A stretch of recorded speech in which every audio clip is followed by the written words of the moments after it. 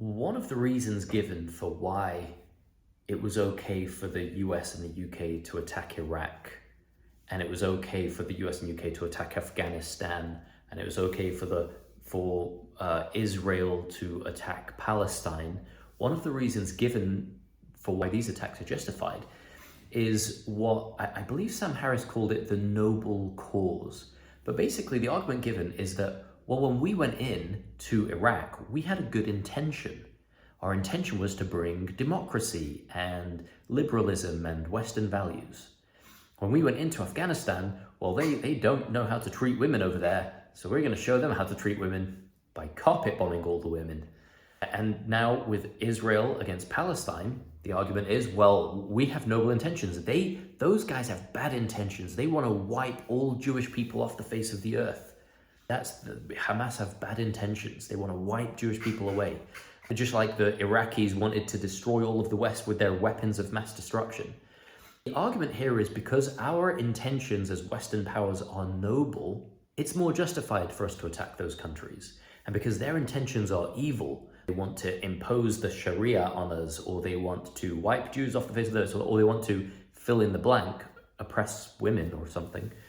Because of that, their intentions are evil, and therefore we're more justified in attacking them than they are in attacking us.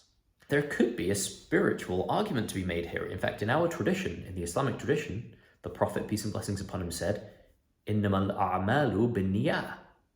Binniyah, right? All actions are by their intentions.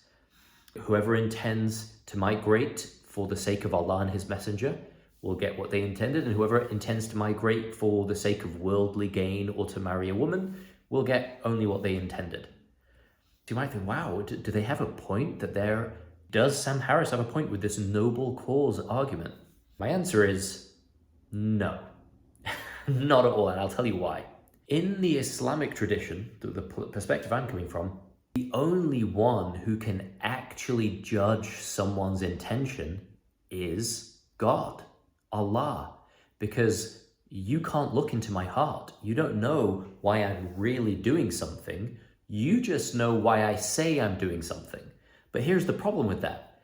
Do you think it might be possible that a mass murderer who's willing to kill thousands or tens of thousands or hundreds of thousands of innocent civilians, do you think a mass murderer like that might be willing to lie? Isn't lying a much easier thing to do morally than killing thousands of innocent people? How do you know what anyone's actual intention is? The war in Iraq, the intention given was we're going to stop them from using their weapons of mass destruction, and then we're going to give them democracy. The reality is it was about oil and money. And people hypothesized that at the time, and we said, hey, we shouldn't attack these people. But now we know for sure that that's what it was about. In Afghanistan, same thing. These wars are fought for geopolitical reasons. This argument that our attacks against the Muslim world, the Western attacks against the Muslim world, are more justified because we have noble intentions, that doesn't hold weight. You know what I judge by? I don't judge people by intentions. In the physical world, Allah in the afterlife can judge us by our intentions because He knows our true intentions. But in the physical world, we can't judge by intentions. We can only judge people by their actions. Not even by their words, but by their actions, right? I don't really care what Hamas intend and what they say. I care what they do. How many innocent civilians did they actually kill? I don't care what Israel say their intentions are and what they say they're going to do and how noble a thing they're trying to do by defending themselves. I'm looking at how many civilians did you kill?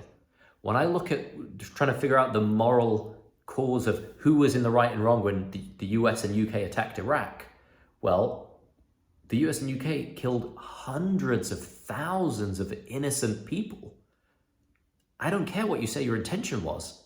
That's wrong. I'm judging you by your actions, not by your intentions. I'll let God judge you by your intentions. I don't know who's going to heaven and hell. That's something only for God to decide. But we can only judge. And if we use that simple criteria of judging by people's actions, not their words, then it's clear Israel are in the wrong. They've killed tens of thousands more Palestinians than the Palestinians ever killed of Israelis. The Israelis have physically removed hundreds of thousands of Palestinians at gunpoint from their homes.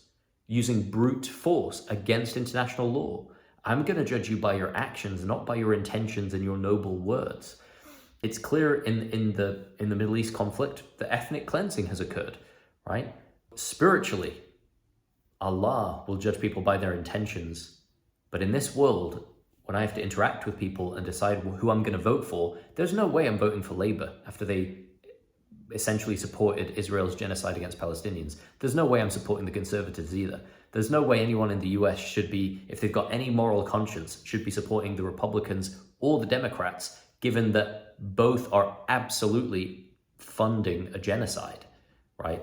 On this issue alone, I know they're already losing votes, but they should lose a lot more votes. Why? Because we're not judging you by your words and by your intentions and by how liberal you say you are. We're judging you by how many people you kill.